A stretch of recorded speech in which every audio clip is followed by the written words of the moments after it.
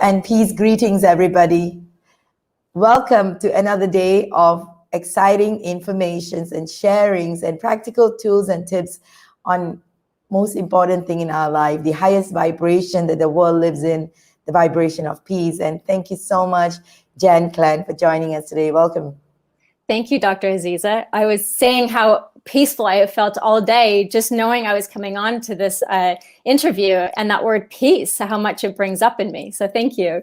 Thank you. And that's the purpose of this whole program, because we want to really see people shine through in their life, experiencing the innately available peace. And that's what we all stand for.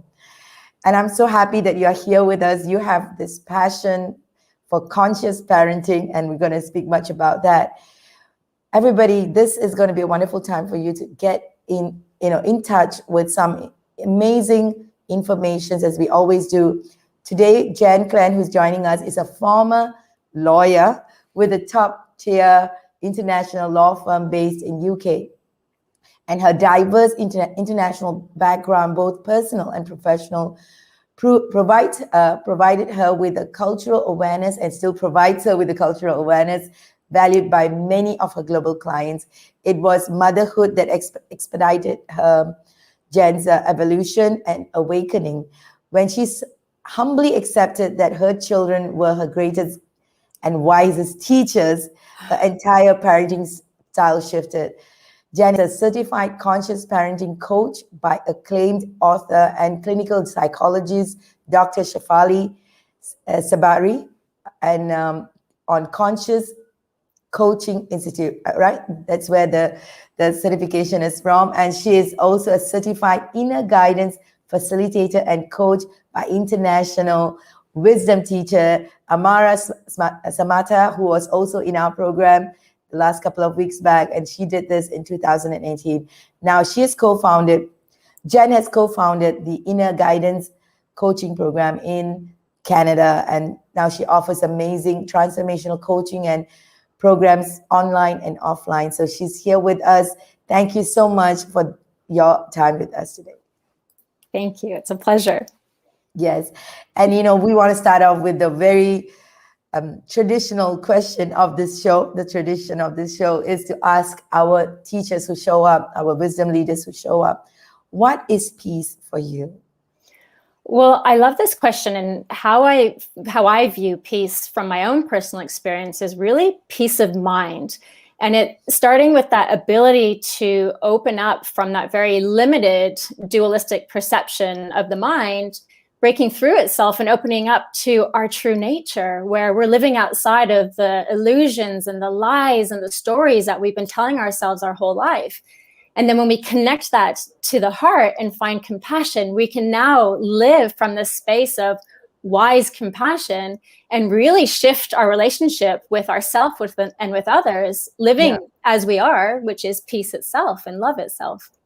Yes, and that is so amazing, isn't it? And I love it that I get all these wonderful, these are the times, dear audience, you just have to breathe this in, because every single time we are hearing these affirmations of that peace that is already us, right? It's not about us finding it somewhere and all of that. So thank you so much. And as we step into the session of playing the gamified ebook, and everybody have been seeing this like for the last 42 weeks. This is the 42nd week we're running this. We started off as the miracle time, and we were all, meeting every Sunday mornings, and it has evolved into today what we call the Global Peace series. We have been playing the miracle game. You have seen it many times. And today we're going to play the game. As we know, this is not tarot card reading. This is just us seeing signs in the world, and we have evolved it in such a way that our leaders who show up in the show will talk about what is happening right now in the world, right? And for you to, a discussion point for the audience to receive the information. So thank you so much, Jen. So as we say, we all take a deep breath in, setting the intention that it is the Almighty's guidance that we have gathered here today. And what is the message that we need to be sharing with everyone? So I'm not going to be sharing the screen as I told you, but you can give me a number between 1 to 100. I'm going to go with my favorite number, which is 13. Nice. Great. 13 is my favorite number too. It's my brother's birthday. Is one of my favorite numbers. Oh, it's a great number. Yes, it is. Let's go to 13. So this is what it is. It says, love life, love love, and love the people coming into our life. All have a purpose to serve and here to stay for the highest good of all. So as I said, these are words that were channeled through me during my time of whatever that I was going through. I call it the aha moments that came to me. So right now, today, we have this for us. What do you have to say about it? Oh, this is my favorite topic is love. I have so much to say about it. And that really, I had I had a very epic car accident that ended up showing me that love is all that's ever happening in every given moment. And there was this huge heart awakening into the oneness that we are.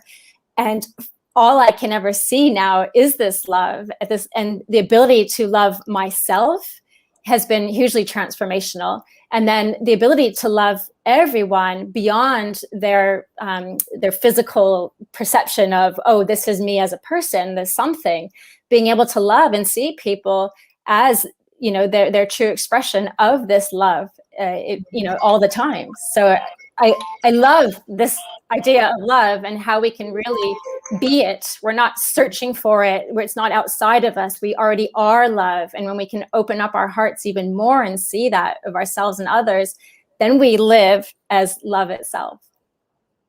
Yes. And I think that, I always feel like love is the vibration. And people have talked about it a lot. They say that peace being the highest form of vibration, anything, and love, all these vibrate us at a different frequency. And it can nobody can be in love and angry at the same time. Nobody can be at peace and angry. So this vibration, and that's why when we talk about healing, we come to a space where it's no more about just healing, like talking about our past, but rather stepping into the vibrations that we already have and that's kind of obscured in our beingness.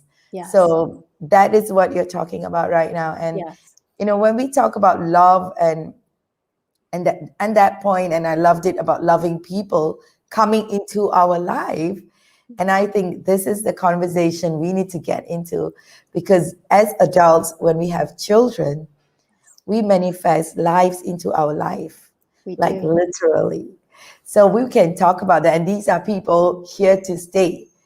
Many times, all this while we talk about people outside showing up in our life, let's talk about family nuclear. We always say that we don't just show up for the sake of anything. We really attract people into our space for a reason. Yes. So let's talk a little bit about that, because you are specialized in conscious parenting, and I'm sure you have much to say on this. Well, I do, and I'll pick up on what you were saying. I truly believe that we receive through this conscious mutual desire the child that's perfect for us, and that can really awaken us to our own true nature and let us see so much about ourselves that we weren't aware of. Yeah. So with conscious parenting, where I always start with is this myth that parenting is about the child.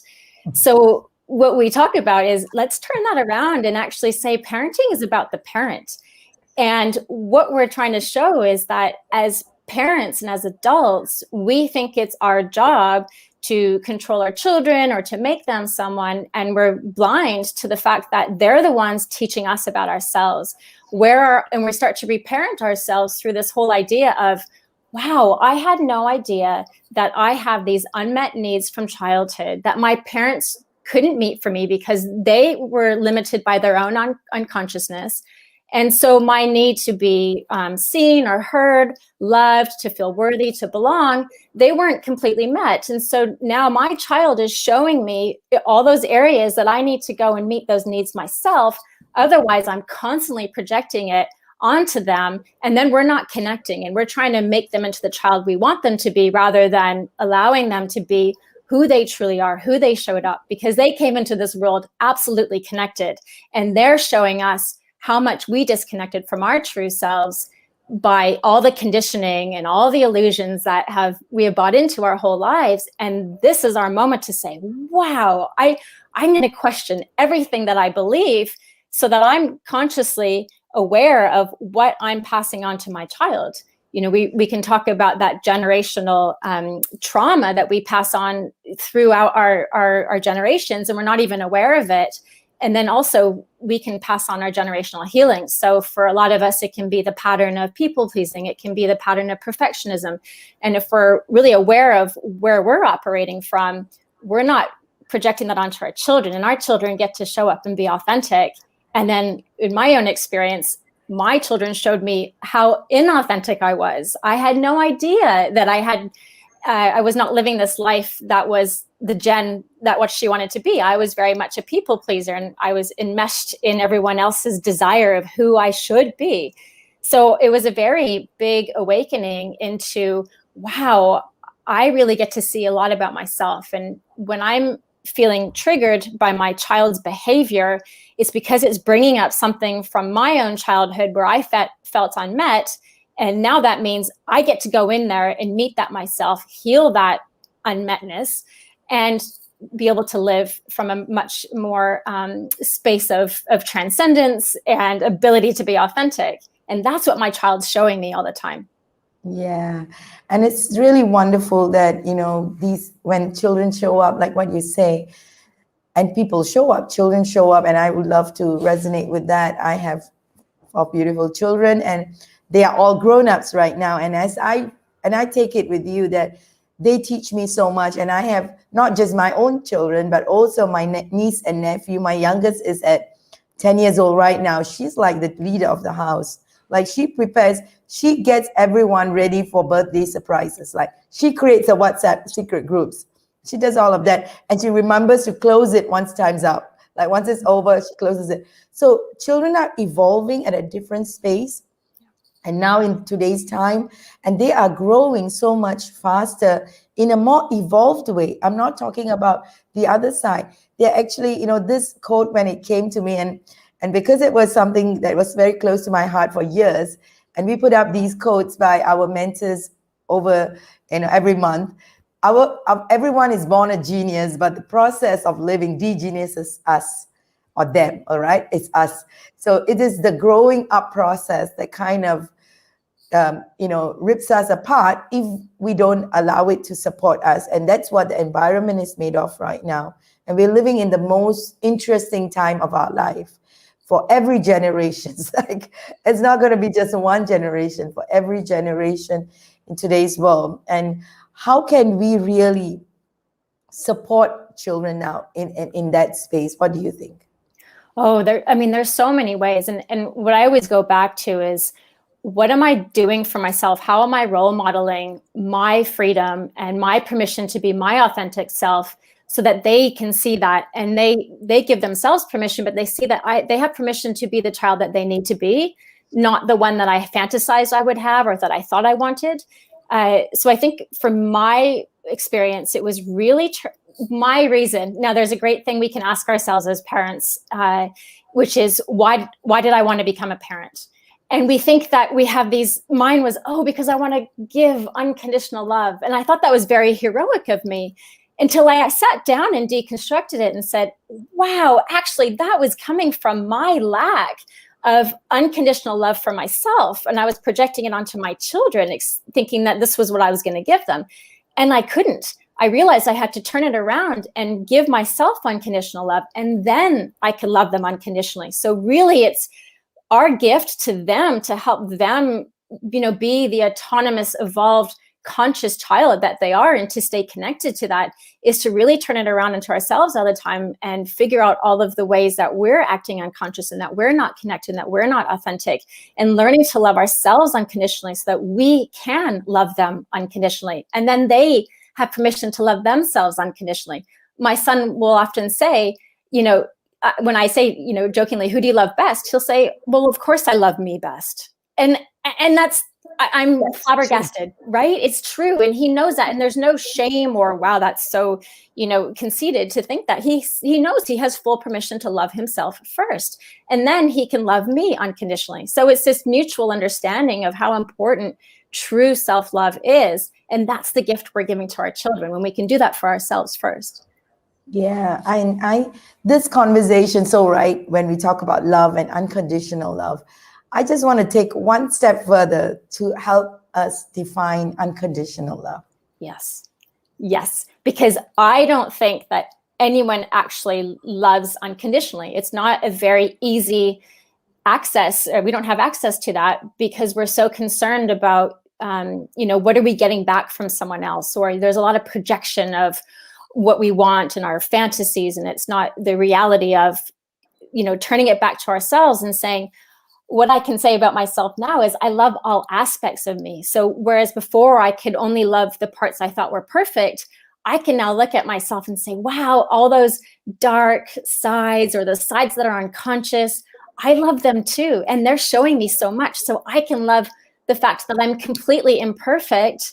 And I'm okay with that. I love that. And I really have compassion. So again, it's finding that compassion with the love and really being able to just be okay with who we are and love who we are and how we're being and becoming all the time. And the same thing with our children. They're not perfect, but they are perfect at the same time because, again, we can love them for all their, so-called flaws and mistakes that help them learn more about themselves, all the sides that they have. So their behavior is just their behavior. It doesn't mean they're a bad child or a good child. They deserve that love, that unconditional love, no matter what.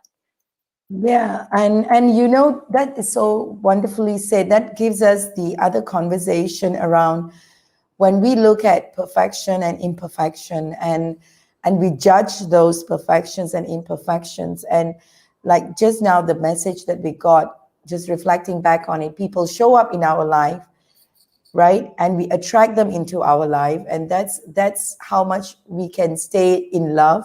And they all show up for a purpose and are here to stay. Just as, we talk about people disowning people and going through a process of feeling like you have done injustice, that I will no longer own you as family. And that's such a sad thing. And this, you can talk on the business context and people will say, yeah, by the way, they didn't come together. Like they just came and they left. But most important is let's look at today, just look at the family nuclear. There are people also disowning their own people. To me, it doesn't really matter if you're family or you're not family. To me, everyone is family. So, but let's now focus on that family nuclear that is now facing challenges. How do you feel we can rewire our thinking to come to realization that everyone, family is family, right? And to get people who are in love who come into our life to stay together. What is a commitment we can give? I think the commitment is to allow each person the freedom to be themselves, because without that, there's too many projections, there's too many expectations that are disappointing for ourselves and for others. And then really being able to have that safety and that trust to be able to negotiate our wants and needs so that, I know that what I want and what I need, and I feel safe to express that to my family, to whoever I'm in a relationship with, broadly in the entire world. And then being able to ask for support and help with that when I need it. And same with my children. They're very much, they know that when they have a want or a need, we sit down and we negotiate it. And so there's this inner negotiation that's happening because there's mutual empathy and mutual desire to support each other. So I think that can be in any context of, can we open up to being able to support each other? And with families, yeah, we are allowed to create boundaries if we need it. If someone's behaving and treating me a certain way, I get to say, no, that's not okay. And here's why. Are you willing to work with me on this so that, I can allow you into my life the way I want you to? Otherwise, I'm not so sure that this is going to be a mutual conscious relationship between us. So I think it's really, again, finding that permission and that safety to be honest and say, this is okay, this is not okay. Are you willing to discuss it with me? And again, having that empathy is what really allows that discussion and that honest conversation to happen. So many times with family, we're too scared to have those honest conversations. And we either completely withdraw or we say, no, you're out of my life. And we haven't sat down and really used this opportunity to learn about ourselves and each other and what we weren't seeing. And there's no passion, right? It's, I want to be right and you're wrong and that's it. So I think it's really, again, opening up the mind to this different perspective, that bigger perspective of we all have something to learn from each other. That's why people are coming to our lives. There's something we're learning from them. We learn about ourselves through other people. Let's do it consciously. Yeah, I think that is so crucial, to have permission to have honest conversation and to allow it to happen in our space, and that everything can be resolved. And it's not about compromise. It is about getting into resolution and really accepting of what's going on in life, so that we can be of greater service to the relationship and to the growth of both parties. Absolutely. Because you're not always going to get what you want, and when we're fixated on that, it can be really hard. But when we can accept, I've negotiated this as much as I can and I'm still not going to get what I want. Okay, I'm going to let go. And then I'm going to figure out what my choice is from there. Wow. Can you tell a little bit about making that choices? Yeah. So again, with, we could talk about in relationships or even with children is, here's what I want. We're negotiating it. You can't give me what I want. So now what do I do? Well, most of the time it goes back to, how can I meet that need myself? I'm not being supported. Or you can say, well, I've got 3 choices. I can accept it, I can try to change it, or I'm just going to leave, broadly speaking. So it's really seeing that what we want to do is try to meet those needs ourselves, negotiate the support where we can. And if we can't have it, then we need to figure out from there, am I in a mutual relationship that is actually supporting me, or am I not? And then that's another negotiation. Yeah. And I just want to, this is like really going in a very powerful conversation, because at the end of the day, we just want to have the feeling of being at peace with ourselves by being in any circumstances.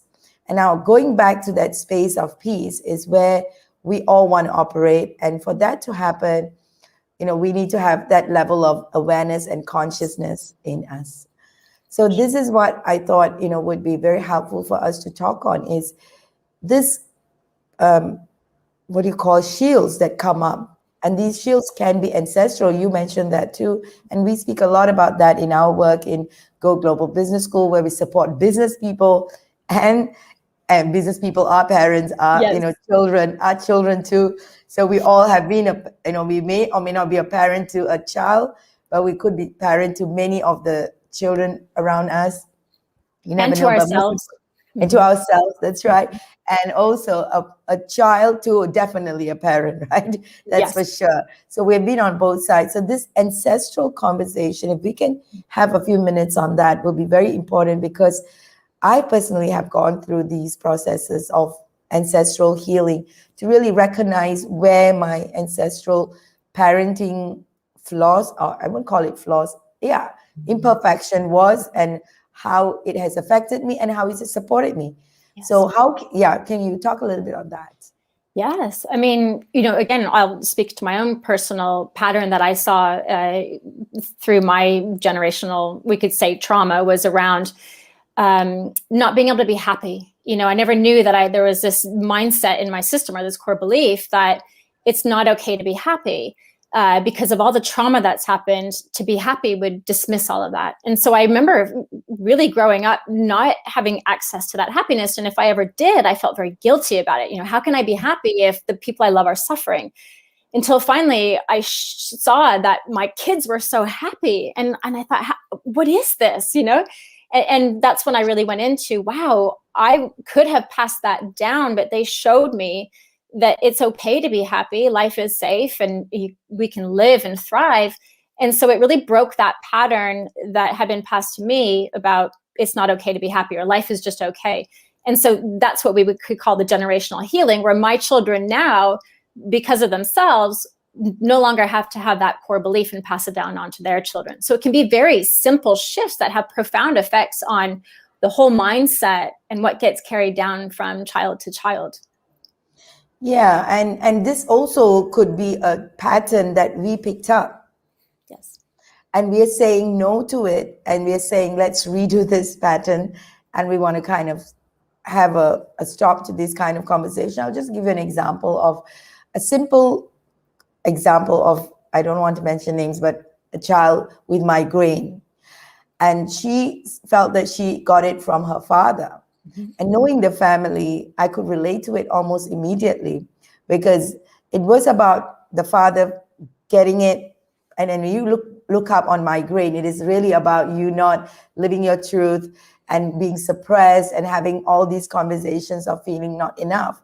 And knowing that and how this has passed on to the girl, I could really see that pattern, like how she was always wanting to please people and not speak her truth and all of that. And coming to that realization, that is a time that her migraine got really bad, and it was like, oh my God, what's happening to me? So still in that age, she can now choose to break the pattern and say that, no, I'm going to be speaking up. I'm going to speak my truth with compassion and make it right for my generation. So it's a choice she can now make with her children, with her family. And that means in bodily wise, and this is where it relates to, right, generational healing, where people think that, oh, my parents are diabetic. I know this kind of like, so I will get it, and so will my children. It's like it's a curse on the family.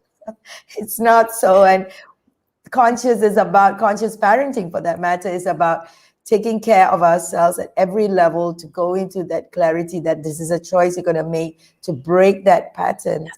Yes. And it's all about conscious parenting is becoming aware of every pattern, every belief, every conditioning that you have, shifting through that so that it's not being passed on to your children. So awareness is what allows you to be able to break the pattern. And that can take time, but as long as you have awareness, then everything else, the how, can be just through trial and error.